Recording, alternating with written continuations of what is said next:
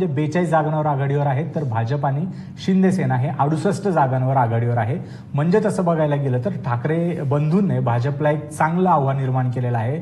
अगदी सोपा विजय म्हणावा तितका सोपा विजय भाजपसाठी नसणार आहे. नाशिकचे अपडेट्स आलेले आहेत, नाशिकचे अपडेट सुद्धा घेऊया, कारण राजकीय कुंभमेळा आता नाशिकमध्ये आहे. नाशिकमध्ये नेमकं कोण कोणावरती मात देतं हे बघणं अत्यंत महत्वाचं असणार आहे. आणि आता नाशिकच्या आलेल्या आकडेवारीनुसार खरं तर त्या ठिकाणी सुद्धा आता भाजप थोडंसं पुढे असताना दिसतंय. एकूण 122 जागा आहेत आणि आता कल जे आहे ते 18 जागांचे समोर आलेले आहेत.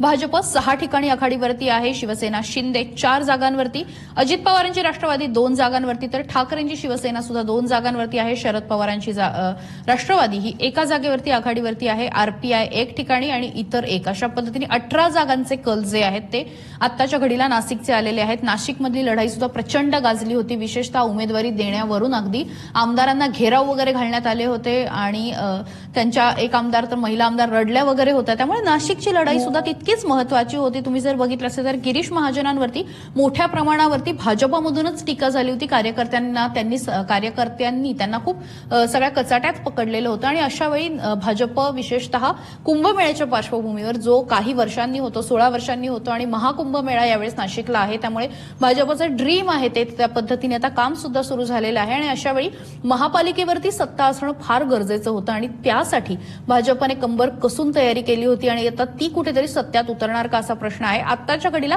फक्त 18 जागांचे कल हातात आलेले आहेत. 122 जागा आहेत, पण 18 पैकी 6 जागे आता भाजप आघाडीवरती आहे.